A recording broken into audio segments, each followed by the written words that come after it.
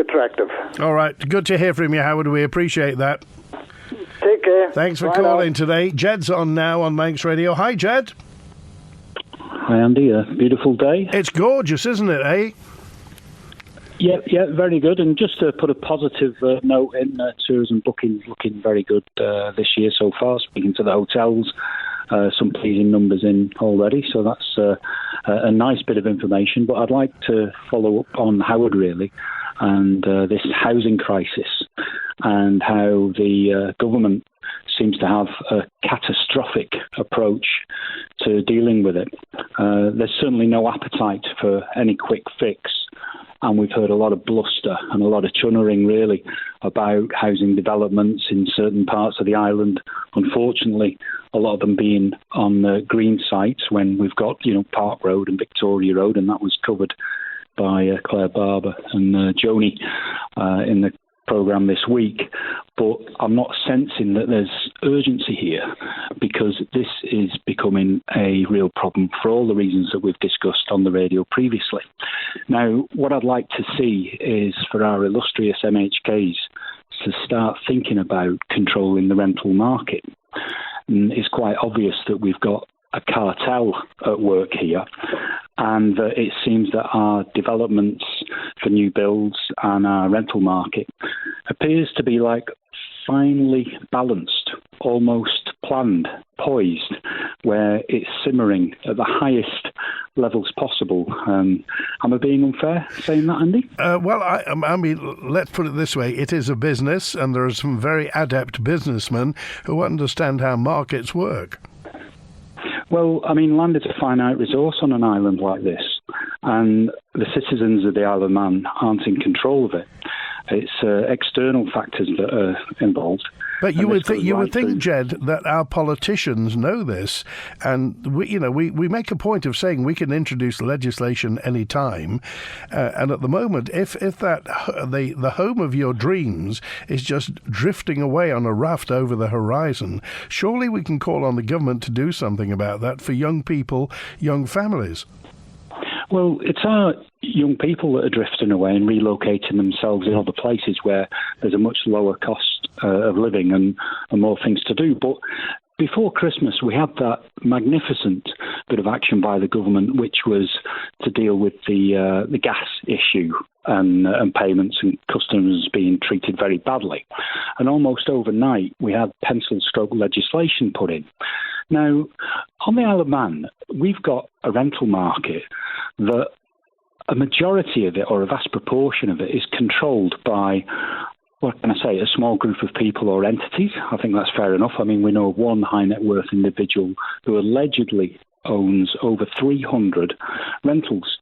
Now, that person is privileged to live on the Isle of Man and receives tax advantages that are proportionately much better than you or I receive.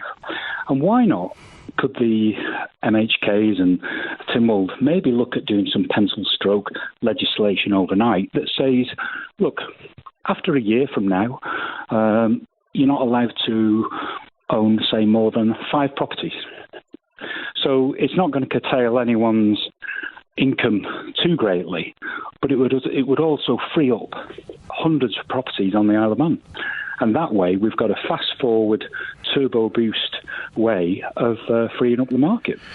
You see, there's a lot of emotion in this, in that, and I keep going back to the young people, and Claire Barber and Joni Farragher were talking with me about this off-air yesterday, a bit on-air, but off-air, and they were talking about young people. Claire Barber was talking about a particular nurse and a family that had come over here to work. She worked for a few years. Her lease was up and she was going to be out. Couldn't find anywhere else. The cheapest place she could find was £2,000 a month to rent. And it was obviously, it wasn't going to work. She was going to just leave the Isle of Man. This is a healthcare worker who come over here, trained, loves the Isle of Man, but simply now has no alternative, Jed, but to go. And we're losing good people. I deal with relocations, new people coming to the island regularly, and I see this problem face on. But if the legislation was able to be created, and I don't see what a great problem that would be, it could be solved within, say, a couple of years, 18 months, obviously there'd have to be some very fine details examined.